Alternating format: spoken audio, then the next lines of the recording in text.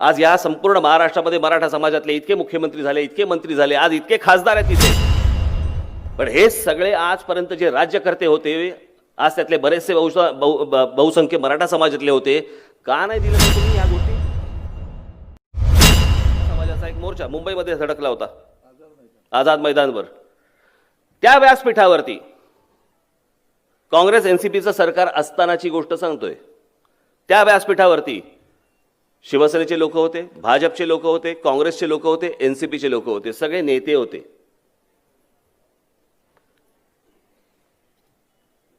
मी म्हटलं या चारही पक्षांचे नेते जर समजा तिथे व्यासपीठावरती आहेत आणि त्या चारही पक्षाच्या नेत्यांना जर समजा मान्य आहे की मराठा समाजाला आरक्षण मिळालं पाहिजे, मग अडवलंय कोणी?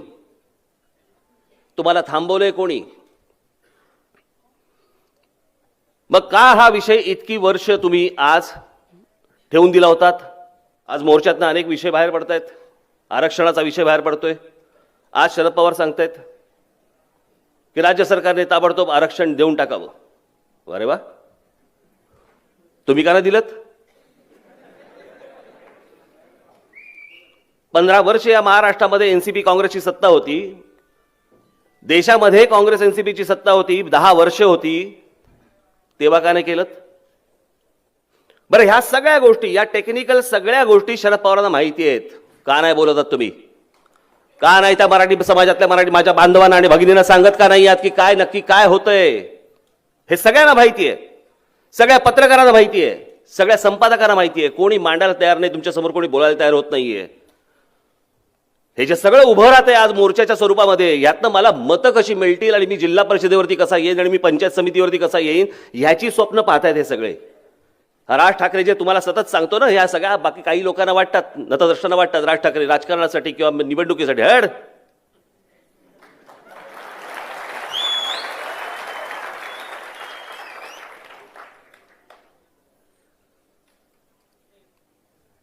निवडणुकांचा विचार करून मी फक्त पावलं टाकत नाही, मी महाराष्ट्राचा विचार करून पावलं टाकतो. आज महाराष्ट्रामध्ये अनेक मराठा समाजाचे मोर्चे निघतायत.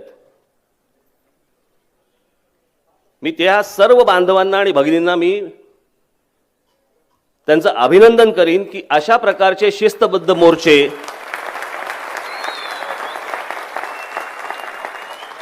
मला वाटत नाही देशाच्या इतिहासात आजपर्यंत कधी घडले असतील. देशाच्या इतिहासात एका पाठोपाठ एकेका जिल्ह्यामध्ये जे काही मोर्चे घडतायत किंवा जे दिसतंय, हे आजपर्यंत कधी महाराष्ट्रात दिसलं नव्हतं ना देशात कुठच्या दिसलंय, कुठच्या राज्यात दिसलंय.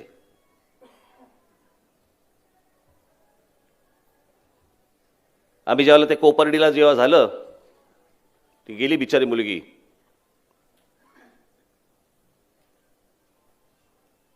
त्या तिथे मी जेव्हा गेलो त्यावेळेला तिथे मी पहिल्यांदा या विषयावरती मी बोललो.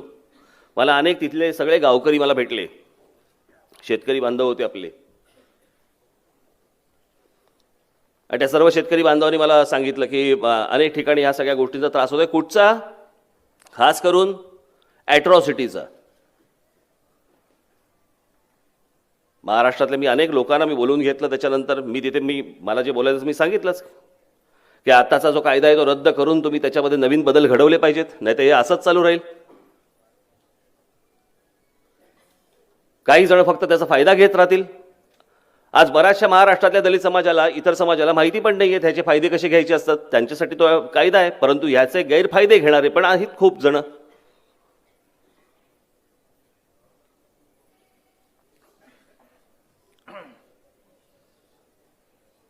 आणि मग त्याच्यानंतर 1 महिनाभरानंतर मग शरद पवार बोलले.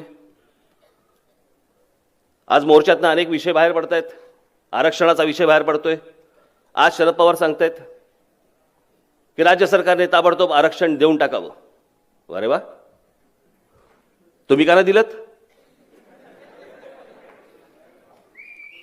15 वर्ष या महाराष्ट्रामध्ये एनसीपी काँग्रेसची सत्ता होती.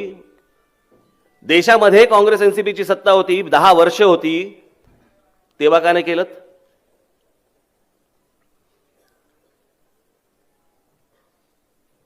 या लोकांना समाजाशी काही देणं घेणं नाहीये, काहीही देणं घेणं नाहीये.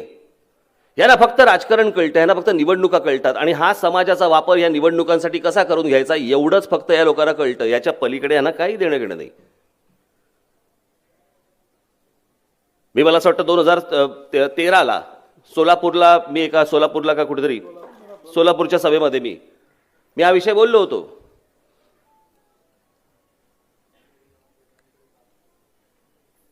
की याच्यापुढे जातीचे विषय काढले जातील, जातीचे मोर्चे काढले जातील, वेगवेगळ्या जातींचे मोर्चे उभे राहतील,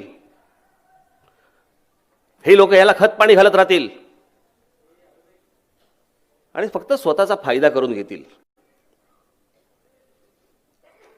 त्याच्यानंतर एकदा मुंबईमध्ये मोर्चा आला, मराठा समाजाचा एक मोर्चा मुंबईमध्ये धडकला होता आझाद मैदानवर. त्या व्यासपीठावरती काँग्रेस एनसीपीचं सरकार असतानाची गोष्ट सांगतोय. त्या व्यासपीठावरती शिवसेनेचे लोक होते, भाजपचे लोक होते, काँग्रेसचे लोक होते, एनसीपीचे लोक होते, सगळे नेते होते.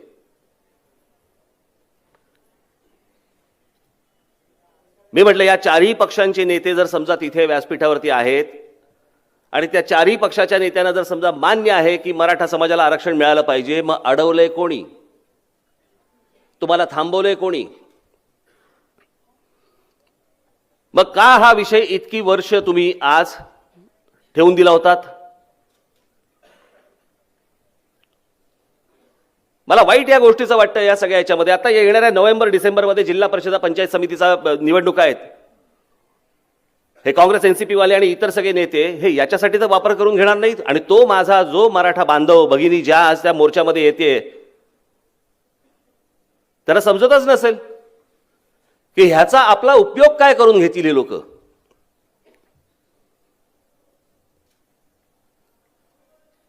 मला मुळात माझा स्वतःला आरक्षण या गोष्टीलाच माझा विरोध आहे.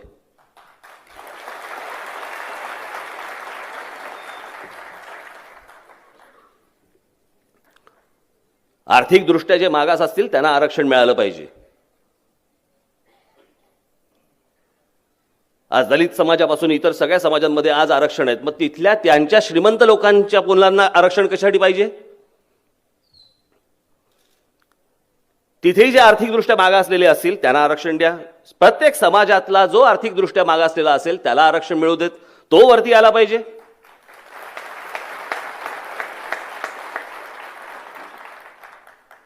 अन्यथा या महाराष्ट्रामध्ये आणि या देशामध्ये प्रत्येक जण आपापल्या वेगवेगळ्या जातीप्रमाणेच बघत राहणार एकमेकांकडे आणि दुश्मनी वाढत जाणार.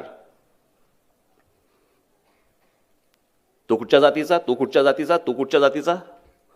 एकदा आर्थिकदृष्ट्या जर मागास हा जर समजा निकष आपण ठरवला, ही वाट लावली त्या व्हीपी सिंगने. या देशात 89 साली त्या नतद्रष्ट माणसाने गेला तो आता.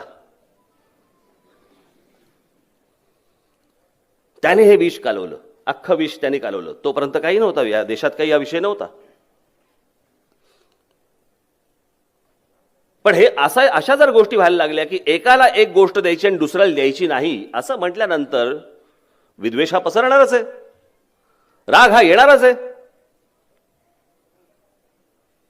शाळेतल्या ऍडमिशनला जर समजा आरक्षित मुलगा जर आरक्षणामधला मुलगा असेल त्याला कमी फी आणि आरक्षणामधला नसेल त्याला जास्ती फी असं आलं, दोघांचं एकमेकांशी पटेल काय?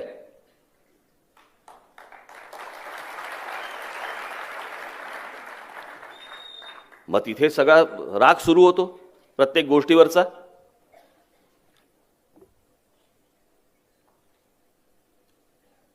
आरक्षणावरती नोकऱ्या लागणार,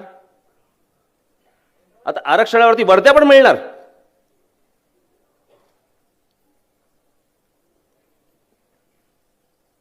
हे सगळे आरक्षणाचे सगळे उद्योग, राजकीय उद्योग, हे तुमच्यामध्ये सगळ्यांमध्ये फक्त दरी निर्माण करायची. दरी, तुमच्यात वाद निर्माण झाले, तुमच्यात भांडण निर्माण झाले की तुमच्याकडनं मतं काढायला सोपं असतं, मतं काढायला सोपं असतं. याच्यासाठीचे हे सगळ्यांचे उद्योग सुरू आहेत. हे आता सगळे जे मोर्चे निघतात त्या मोर्चाच्या सगळ्यात शेवटी हे सगळे काँग्रेस एनसीपीचे नेते का फिरताय तो मागे?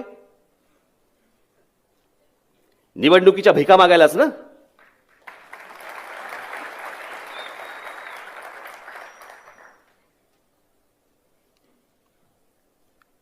ही सगळी आपण आरक्षण आरक्षण आरक्षण बोलतो. अहो, आहेत कुठे नोकऱ्या? कोणत्या नोकऱ्यांबद्दल बोलतोय आपण? सरकारी नोकऱ्या कमी होत चाललेल्या आहेत, खासगी नोकऱ्या वाढत चाललेल्या आहेत, आणि या खासगी नोकऱ्यांमध्ये तिथे आरक्षण आहे? नाहीये.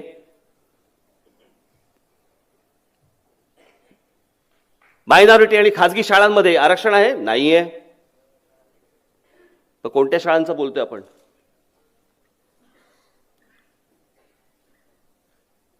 आज या संपूर्ण महाराष्ट्रामध्ये मराठा समाजातले इतके मुख्यमंत्री झाले, इतके मंत्री झाले, आज इतके खासदार आहेत तिथे. हा आरक्षणाचा मुद्दा मी आपल्याला मुद्दामून सांगतोय. मी ह्याच्यावरती खूप विचार करत होतो. मला स्वतःला जातपात कळत नाही, मी स्वतः जातपात मानत नाही.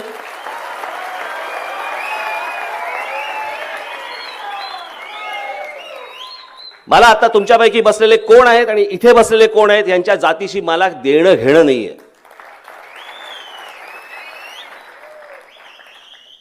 मला काही देणं घेणं नाही या गोष्टींशी.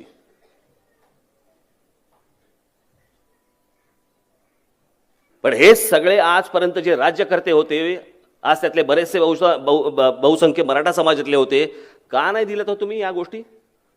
आजही आमचा गरीब शेतकरी तिथे, मराठा समाजातला शेतकरी आज फासावरती लटकतोय. आज जे जे फासावरती गेलेले शेतकरी बांधव आहेत, तो आमचा ज्यांनी आत्महत्या केली, काढून बघा कोण कोण आहेत.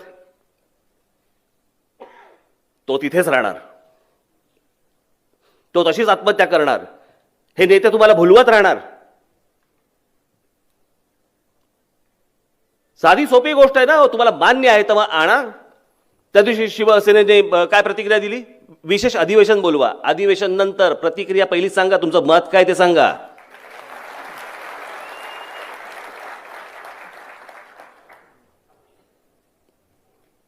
विशेष अधिवेशन समजा उद्या बोलवलं जरी, इथे जरी समजा त्यांनी मान्य केलं तरी ते केंद्रात पाठवायला लागेल.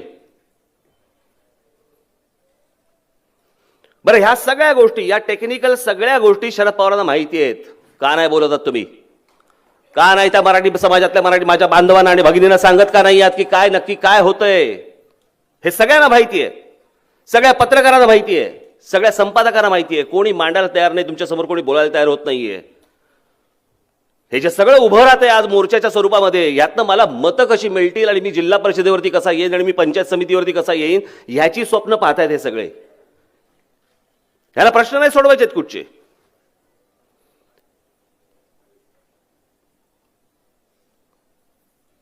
आज हे सगळं प्रकरण समजा आरक्षणाचं आर्थिक निकषावरती जर झालं असतं, हे वाद कधीच उभे राहिले नसते, कधीच उभे राहिले नसते.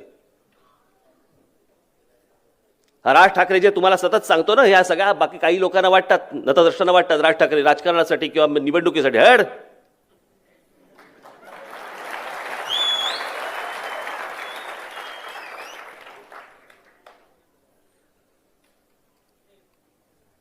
निवडणुकांचा विचार करून मी फक्त पावलं टाकत नाही, मी महाराष्ट्राचा विचार करून पावलं टाकतो. कधी यश येतं, कधी पराभव येतो, जे असेल ते असेल.